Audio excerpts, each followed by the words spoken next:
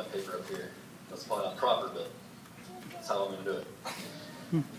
Hello, fellow classmates, teachers, and guests. Here we are, sitting in this concourse and auditorium, us in our beautiful dresses, while all of you sit out there with eyes misty and unblinking. I have to say that I never thought that this moment would come, and I'm still in disbelief that it's finally here.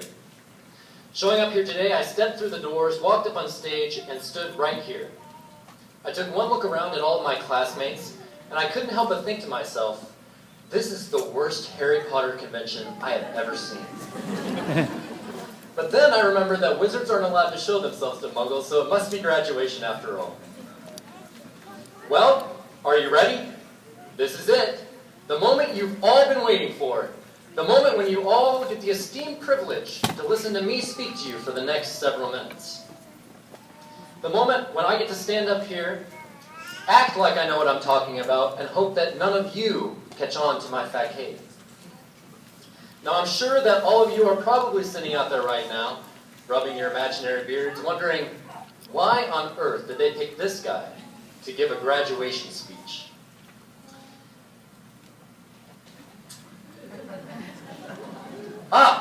Well, I could give you a long and drawn-out answer to that question, but really it's quite simple. I'm awesome. And because I'm awesome, I prepared a speech for all of you that none of you will soon forget. But before I get started, however, I would like to throw out a few warnings to all of you. My first warning is that I haven't been getting much sleep lately. So if I pass out in the middle of my speech, somebody come up here, poke me with a stick a few times, and sooner or later I'll get back up and I'll finish. My second warning, in the case in which my speech crashes, all of your seats can double as flotation devices. And if you decide to throw vegetables at me, I'd rather they wouldn't be vegetables. I prefer cosmic brownies. And number 3, if my speech at any point becomes too intensely awesome for you, your exits are located there, and down there, and around there, and there's a few exits back there as well. So all those warnings being thrown out there, it's time for me to commence my speech. Buckle your seatbelts, ladies and gentlemen. It's going to be a bumpy ride. 77 years ago, this country was found...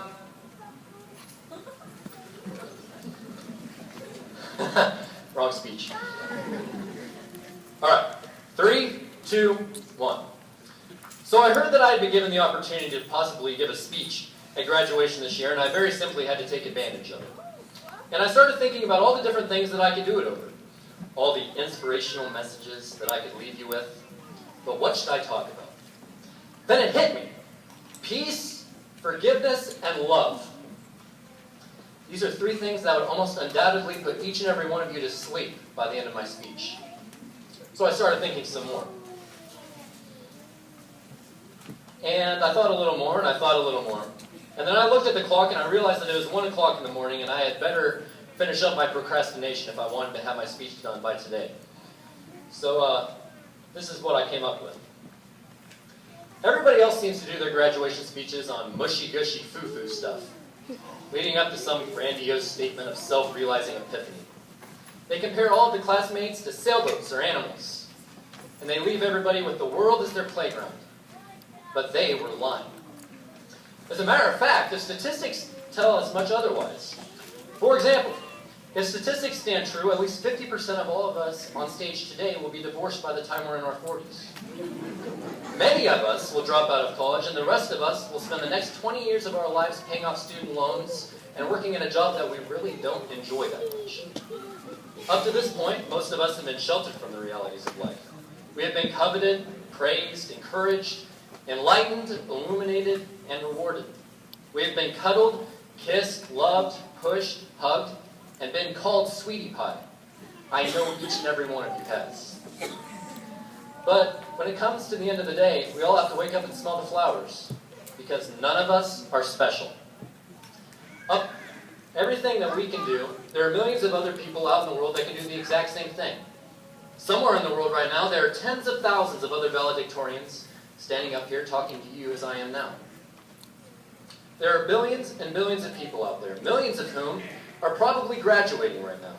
I mean, when you really think about it, that's hundreds of thousands of jocks.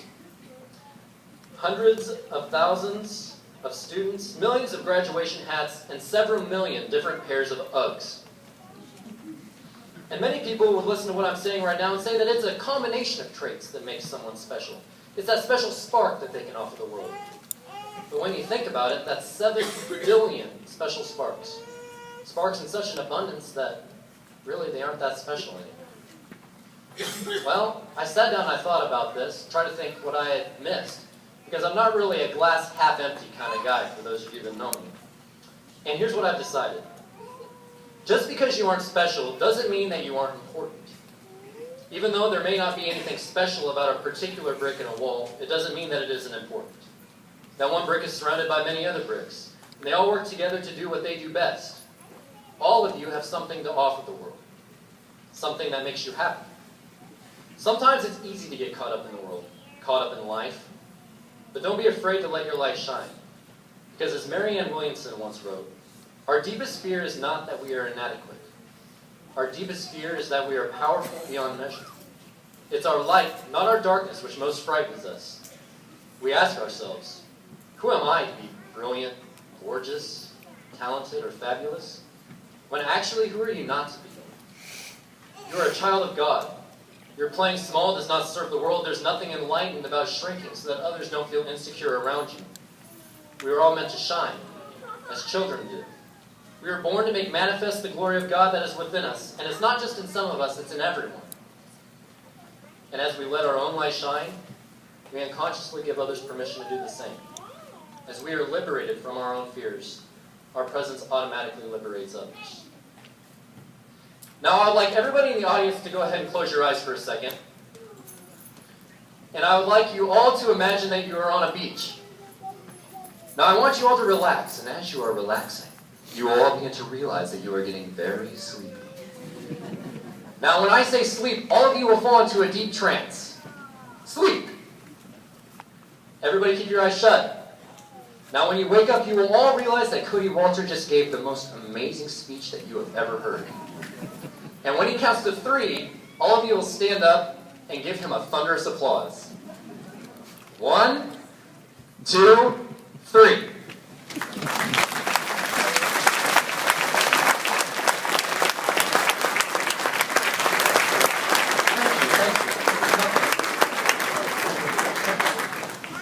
Thank you everybody for coming tonight. You all have a wonderful bunch of kids up here, and they have all helped to make this a senior year to remember. Well everybody, we made it. And I wish you all the best in your future endeavors, whatever they may be. Thank you.